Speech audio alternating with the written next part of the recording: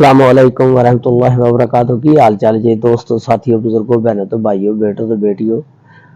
उम्मीद है अल्लाह ताला दे हुक्म दे नाल इंशाअल्लाह तुसी सारे ठीक ठाक होवोगे। बड़ी मेहरबानी कि तुसी मेरा यूट्यूब चैनल देखते हो, लाइक भी कर दिया करो, सबसक्राइब भी कर दिया करो, बड़ी मेहरबानी। असी अज दा व्लॉग बनावांगे माज़ी दे मशहूर गुलकार, अदाकार, film star, director, producer, writer, मुसन्नफ जनाब इनायत हुसैन भट्टी के बारे दे विच। आओ असी तुहानू दसदे हां कि वह कित्थे पैदा होए, उन्होंने किदां अपनी फनी जिंदगी का आगाज़ किया ते फिर किस तरह उन्होंने अपनी आखिरी जिंदगी के दिन गुजारे ते किदां उन्हां दी मौत वाक़या हुई। ते इनायत हुसैन भट्टी साहब जिहड़े ने यह 12 जनवरी 1928 नूं पंजाब दा शहर एक गुजरात आ उत्थे पैदा हुंदे ने। यह पंजाबी खानदान आ ते भट्टी फैमिली नाल इन्हां दा ताल्लुक आ। ते इन्हां दे वालिद साहब फजल इलाही भट्टी साहब एक इलाके दे बहुत बड़े मशहूर आदमी हुंदे ने। ये उन्हां दे घर पैदा हुंदे ने। इन्हां दी वालदा जिहड़ी आ बहुत मजहबी घराने नाल ताल्लुक हुंदा इन्हां दा ते इन्हां दी वालदा इन्हां नूं बहुत मेहनत दे नाल पढ़ांदियां ने। इन्हां दे वालिदैन इन्हूं वकील बनाना चाहते ने ताकि साडा बच्चा वकील बन जाए। 13 साल की उम्र दे विच जदों इन्हां ने कुरान मजीद हिफ्ज कर लिया, उस तो बाद इन्हां ने इनायत हुसैन भट्टी नूं दुनियावी तलीम वास्ते दाखिल कराता। जिस वेले दुनियावी तलीम वास्ते दाखिल कराता तो इन्हां दी आवाज़ बहुत मिठी, सुरीली, मिठास बहुत ज़्यादा सी, लोगों के दिलों नूं कशिश करदी सी, इन्नी प्यारी इन्हां दी आवाज़ सी। ते इन्हां ने जदों दुनियावी तलीम का आगाज़ किया, कुरान मजीद हिफ्ज करने तो बाद इन्होंने हीर वारिस शाह, बाबा बुल्ले शाह, शाह अब्दुल लतीफ भटाई इन्हां दे कलाम पढ़ने शुरू कर दिते। इन्हां दे कलामां नूं लोग बहुत दिलचस्पी दे नाल सुनदे हुंदे सी क्योंकि इन्हां दी आवाज़ बहुत ही प्यारी सी। फिर जिथे भी किसी दा कोई फंक्शन होना, इन्हूं बुला लेना, यार हीर वारिस शाह सुना दे या कुछ इस तरह के सुना दे, क्योंकि इन्हां दे आवाज़ दे विच बहुत ज़्यादा कशिश सी। ते ये बहुत उत्थे शुरू दे विच ही गुजरात दे विच फेमस हो गए बचपन दे विच ही। इब्तदाई तलीम उत्थों हासिल करने तो बाद इन्हां ने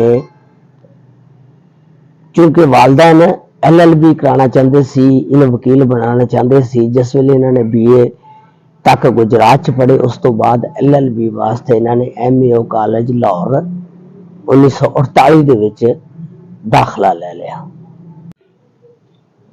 जिस वेले इन्होंने MAO कॉलेज दे विच दाखला ले लिया LLB करने वास्ते, उत्थे ये फिर हॉस्टल दे विच रहन लग पे। उत्थे फिर एक्टिविटी वगैरह फंक्शन वगैरह हुंदे सी कॉलेज दे विच, ते उन्हां दे फंक्शनां दे विच बढ़ चढ़ के हिस्सा लैंदा सी। उत्थे YMCA हाल दे विच एक पहला स्टेज ड्रामा होया जिहदे विच उन्होंने हिस्सा लिया ते बहुत अच्छा किरदार किया। ते फिर उत्थों फिर इजाज गिलानी साहब इन्हां नूं रेडियो पाकिस्तान लै गए। उत्थे उन्हां दी मुलाकात मास्टर नियाज हुसैन शामी दे नाल हुंदी आ ते मास्टर नियाज हुसैन शामी दी ओह शागिर्दी इख्तियार कर लेंदे ने। ते उस तो बाद फिर वो रेडियो पाकिस्तान दे विच आस्ता आस्ता इन हुंदे ने, ड्रामियां च आंदे ने, गाने गांदे ने, छोटे मोटे किरदार अदा करते ने। फिर उन्होंने radio Pakistan they which character actor they अपने जिहड़े जौहर सी वो दिखाने शुरू कर दिते। फिर उस वक्त दे मशहूर ड्रामा नगार रफी साहब ने अपने ड्रामा अखियां दे विच इन्हां नूं कास्ट किया बतौर हीरो। ओह ड्रामा भी बहुत अच्छा रहा और इन्हां दा किरदार भी बहुत अच्छा रहा। उस तो बाद फिर रेडियो पाकिस्तान तो बाद फिर इन्हां दा शुरू हो जाता फिल्म इंडस्ट्री वाली साइड ते। उत्थे मास्टर दयाल सन शामी ने 1949 विच बाबा जीओ चिश्ती दे नाल मिलवाया, जिहड़े फिल्मां दे म्यूजिक डायरेक्टर हुंदे ने। उन्होंने सब तो पहला सन 1949 दे विच फेरे फिल्म दे विच इन्हां नूं 2 गाने दिते जांदे ने ते वो 2 गाणियां दी वजह नाल ये बहुत ज्यादा मशहूरी हासिल करते हैं। उस तो बाद सन 1950 दे विच शमसी बनदी, उहदे विच भी इन्हूं गाने दिते जांदे ने। फिर 1953 दे विच शहरी बाबू फिल्म बनदी आ, उहदे विच अदाकारी इन्हां नूं दित्ती जांदी है ते एक इन्हां दे उत्ते गाना फिल्माया जांदा जिहड़े ये खुद गांदे ने। 1955 दे विच फिल्म एक हीर रिलीज हुंदी है ते उहदे विच सुरन लता दे नाल आंदे ने ते उहदा भी बहुत अच्छा गाना जिहड़ा मशहूर होया, असां जान के मीट लई अख वे ते झूठी मुठी दा पा ले। 1953 दे विच फिर इन्हां दी शादी एक शाहदा बानो लड़की हुंदी उहदे नाल हो जांदी। शाहदा बानो दे जिहड़े अबू यानी नायर हुसैन भट्टी दे ससुर हुंदे ने अहमदुद्दीन भट्ट साहब, जिहड़े रेलवे चो रिटायर्ड सुपरिटेंडेंट हुंदे ने, उन्हां दी बेटी हुंदी है।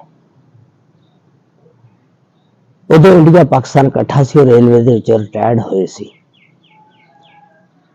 ते फिर इन्हां दे 2 बेटे 3 बेटियां ने।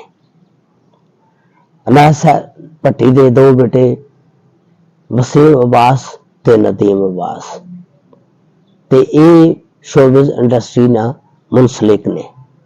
तुसीं वेखिया होना वसीम अब्बास पीटीवी दे बहुत सारे ड्रामे हर बंदे ने उन्होंने वेख्या होगा, उन्हां दे विच आंदे ने। बहुत अच्छे मंझे होए सुलझे होए अदाकार ने ते ये इन्हां दे बच्चों की हिस्ट्री सी जिहड़ी तुहानूं असीं दसी।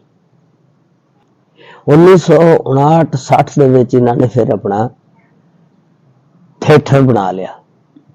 उस दौर दे विच आलम लोहार साहब दा थिएटर हुंदा सी ते इन्हां दा थिएटर सी।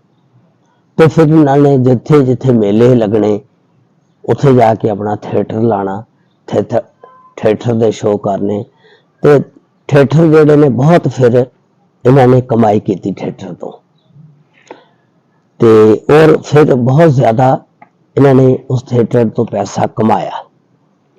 फिर 1962 दे विच इन्हां ने एक फिल्म बादशाह बनाई। वो बादशाह फिल्म जिहड़ी कोई एडी चली नहीं, फ्लॉप हो गई। फिर 1965 दे विच इन्हां ने एक फिल्म मोजोर बनाई ते फिर 1967 दे विच इन्हां ने फिल्म चन्न मखना बनाई। उस फिल्म ने निगार अवार्ड 1968 दे विच हासिल किया। उस फिल्म ने फिर बड़ा बिजनेस किया। इन्हां ने जिहड़ा वो बादशाह फिल्म बनाई सी उहदे विच जिहड़ा धचका लगा ना ते वो फिर सारा इन्हां फिल्मां तो इन्हां ने पूरा किया। फिल्म इंडस्ट्री ते इन्हां ने बहुत बड़ा राज किया। इन्हां ने फिर बहुत सारिया फिल्मां बनाईयां। सन 1968 दे विच सज्जन प्यारा, 1969 दे विच जिंद जान, 1970 दे विच दुनिया मतलब दी, फिर 1971 दे विच इश्क दीवाना, 1972 दे विच जुल्म दा बदला। फिर ये भट्टियां ने अपना तुसीं देख लो कि प्रोडक्शन हाउस बना लिया सी कि भट्टियां ने फिर बहुत ज्यादा फिल्मां बनाईयां। तकरीबन भट्टियां ने 30 फिल्मां बनाईयां